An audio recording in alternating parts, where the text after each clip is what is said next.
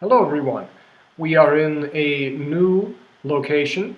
I am here in Cedar Rapids working with my colleague Brian Mock. We've been taking projects forward with people, so it's been a while. It's glad to be back and making videos. This was spurred on somewhat by a really thought-provoking comment left by, there's a chance I'm pronouncing this right, or at least close I hope, Yury. So Yury left a comment on the Who We Are and What We Do video that I thought merited a reply and further thought. So he said about the question of affordable housing and about how Brian and I have been working with people to bootstrap what's called grassroots housing. You can look at the Who We Are and What We Do video to find out about that. And he says the biggest question is how to scale an affordable and efficient way of providing housing. I mostly agree with that. The question of how much you have to scale. Maybe not as much as people think, but that's an open discussion. He says, there were so many isolated experiments in affordable housing, but once people who started them are no longer around, it doesn't work. Building housing as a financial instrument is the only approach that survives and scales, which is unfortunate.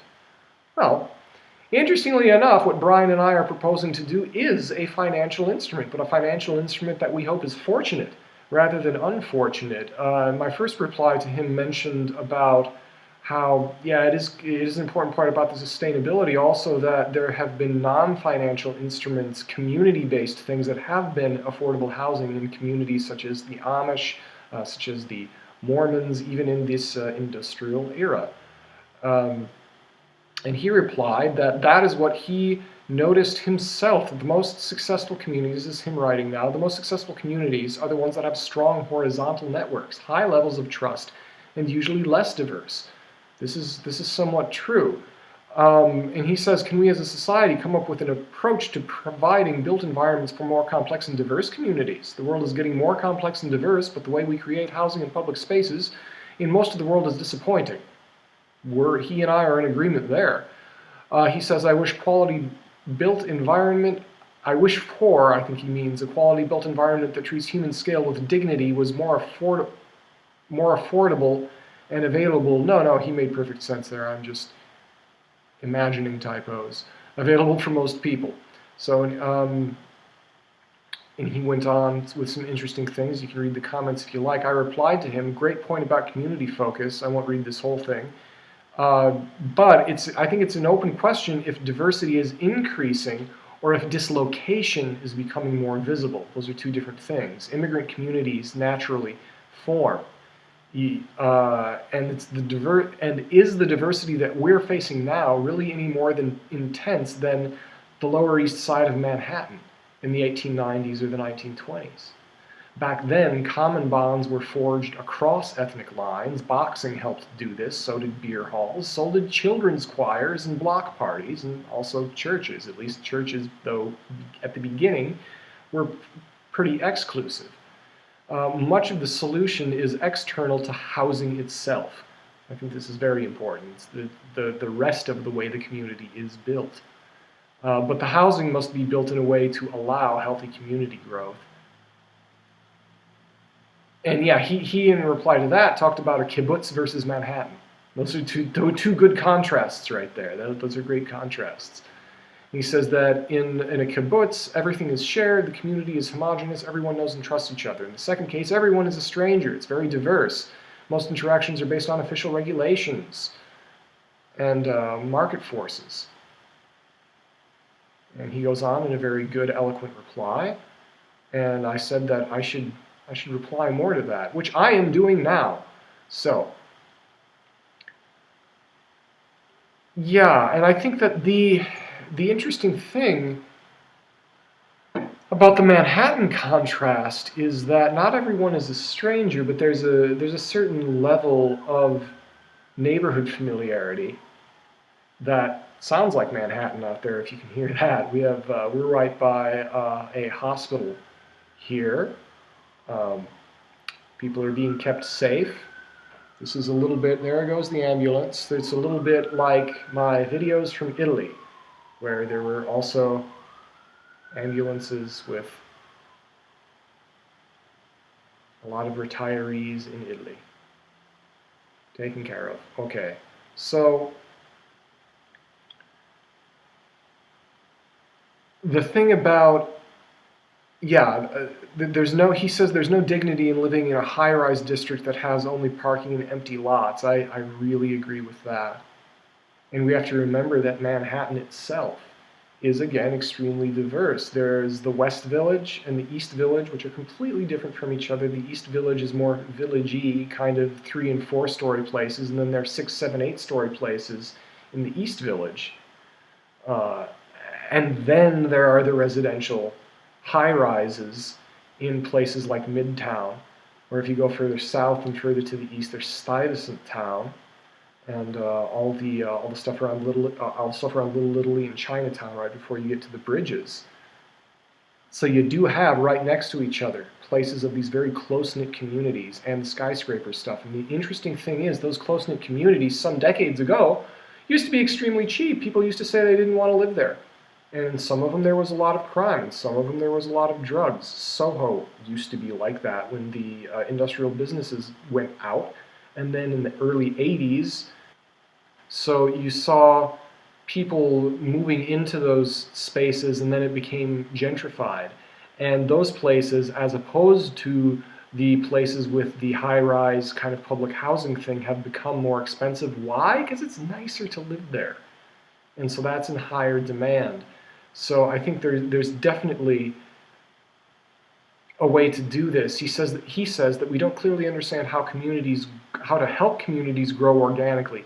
That stuff is very much in development. There has been really good. Jane Jacobs was excellent in her book, The Death and Life of Great American Cities, talking about how you can do this. She's cited most often as an eloquent critic of top-down, rigid, mechanistic urban planning. And if you take the time, it's a big book. If you take the time to read it, she also has constructive advice. She was instrumental in helping stop Robert Moses.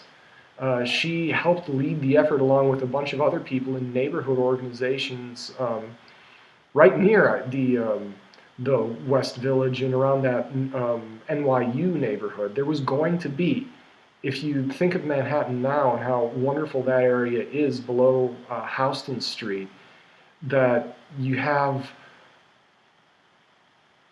amazing neighborhoods. There was supposed to be a big, huge, multi-lane elevated highway going from right around Battery all the way up through that wonderful neighborhood, and they helped stop that. She had a lot of constructive advice also about how to do good community building, how to make sure that you have eyes on the street, how to solicit feedback from people. The idea about leaving flyers in targeted places. Don't just leave flyers randomly everywhere. Leave them where you've talked to people, where you say, hey, are you interested in this? And if they say yes, do leave it there, and you'll get a better response. And there's a through line with this, with Christopher Alexander's stuff, with all of these kinds of emergent philosophies, even with some of the design build things. The idea of listen first, that we know about how to help communities grow organically. That really is the first step, that it is not top down, that you need to be focused, that you need to make sure, a lot of people talk about paralysis through analysis. The thing is, deadlines with objectives, have clear objectives and deadlines, and the paralysis will never happen because people have consequences with deadlines happening. So we have a way to do this. We can do it. The trouble is coordinating, because a lot of people want to happen. A lot of people simply believe that it can't, because they're convinced that that's not the way the world works. Well, 110 years ago, people didn't really have cars. So was Henry Ford sitting around saying, boy, I wish more people had cars. That's just not the way the world works. So that's not the attitude of success. So when people take the attitude of opportunity, of looking forward to say, Yeah, cities can grow organically. We know the kind of thing we want, and to trust your feelings. That's a beautiful moment from a sometimes ridiculous movie. Turning off the computer. Joseph Campbell talks about this. Turning off the computer, the targeting computer, and then saying trust. Everyone remembers use the Force, but right before that, before Obi-Wan Kenobi says use the Force, Luke. You see, he says trust your feelings. And Joseph Campbell noted that in 1977, when this was in movie theaters, people were so accustomed. In the late 70s, it was so obvious. I wasn't alive then, but from the history that I know and from speaking with people and from living in the after effects, the early 80s were not that much different. Living in the after effects of that, the whole top-down oppressiveness was really, really obvious how bad it was. And people were starting to get kind of hopeless. People had been hopeful not long before that, giddily, ecstatically hopeful, and then things sucked down again. But the whole thing, the thing that made people cheer, people stood up and cheered during Star Wars. If you can believe that, I guess you can with Star Wars fans. But the moment that made them cheer that Joseph Campbell talks about was when he says, when Alec Guinness says, trust your feelings. We should have the courage to do that. It takes courage to do that because a lot of people have doubt about trusting their own feelings. Or the doubt that anyone else would feel the same as they do because they've convinced themselves that everyone feels differently about everything, and the postmodernists say we can't really understand even what beauty is. Beauty is an interesting thing. Beauty, there were two phrases above the door, the gate to the Oracle of Delphi. Well, the famous one that everyone talks about is know thyself. That's difficult and hard to do. And the second phrase, which no one talks about much, was beauty is difficult. Beauty is difficult. And there are things like beautiful Japanese brush and pen work, or just master artisans of dancing, that there comes an effortlessness, but never without great deliberation. And obviously the beauty of nature, not effortless. The beauty of nature is like one of those dancers, like one of those Zen calligraphers. There is billions of years of hard work and failure, and dead ends. For all the beautiful sunrises that happen that we get to see, how many exploded stars and how many dead planets are there. Beauty is difficult. And it's one of the great blessings of life to be aware of it and cherish it and see it. And we throw so much away if we convince ourselves that somehow it's impossible for us to communicate about it because it's always different to everyone. Beauty is in the eye of the beholder, but the eye of the beholder sometimes is in agreement with other eyes. In fact, often is. Sometimes it isn't. Sometimes it is. And so being rooted in feeling, step one, listening, getting people in touch with the feeling. Step two, aligning that with goals and objectives. That's how you make things happen. We've been doing things like that. I would enjoy continuing to make videos. Thank you very much, Yury, for the comment. You might have more comments here. I'd welcome those. Anyone else? See, this is how this works. Say constructive things, and I will talk about what you want to talk about if it's interesting. That's the glory of this medium. So, ladies and gentlemen, thank you very, very much. And stay tuned for more Living Process.